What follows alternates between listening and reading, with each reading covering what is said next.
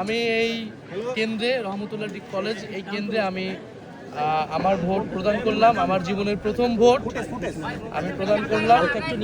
নীরব পরিবেশেই নির্বিঘ্নে আমি ভোট প্রদান করলাম। আমি জনগণের প্রতি আহ্বান জানাচ্ছি, সকলের প্রতি আহ্বান জানাচ্ছি, আপনারা নির্বিঘ্নে নির্ভয়ে উৎসবমুখর পরিবেশে আপনারা ভোট কেন্দ্রে আসুন।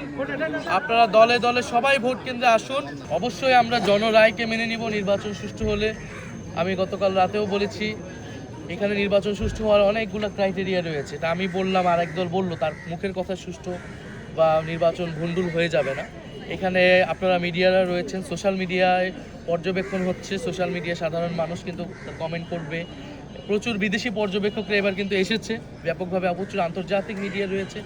সার্বিকভাবে আমরা কিন্তু বুঝতে পারবো ভোট আসলে কতটুকু সুষ্ঠু হচ্ছে, কতটুকু হচ্ছে না, এবং সেটার ভিত্তিতেই ইনশাল্লাহ আমরা জনরায় যেটাই হবে সেটাকে আমরা মেনে নিব। আমরা জয়ের ব্যাপারে আত্মবিশ্বাসী, তবে জয় পরাজয়ের থেকে গুরুত্বপূর্ণ হচ্ছে আমাদের কাছে সুষ্ঠু নির্বাচন, জনগণ যাতে তাদের ভোটাধিকার প্রয়োগ করতে পারে, এটাই আমরা নিশ্চিত করতে চাই। আজকের দিন রাতে আমাদের দল থেকে প্রেস ব্রিফিং করা হয়েছে, আমরাও সোশ্যাল মিডিয়া এই বিষয়ে কথা বলেছি।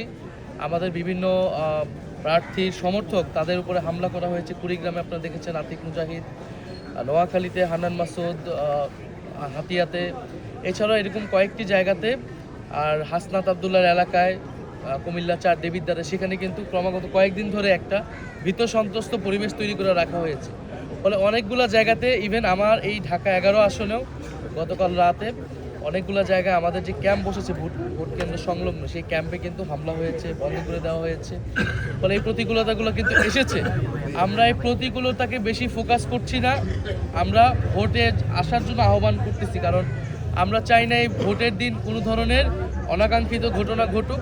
আমরা চাই মানুষ ভোট কেন্দ্রে নির্বিঘ্নে আসুক। যারা এগুলো করতেছে, আমরা মনে করি মানুষ ব্যালটে তাদের বিরুদ্ধে রায় দিবে, ব্যালটেই মানুষের জনরায় প্রতিফলিত হবে। এবং প্রশাসনের প্রতি, সেনাবাহিনীর প্রতি, মিডিয়ার প্রতি আমাদের করজোর অনুরোধ থাকবে, আহ্বান থাকবে।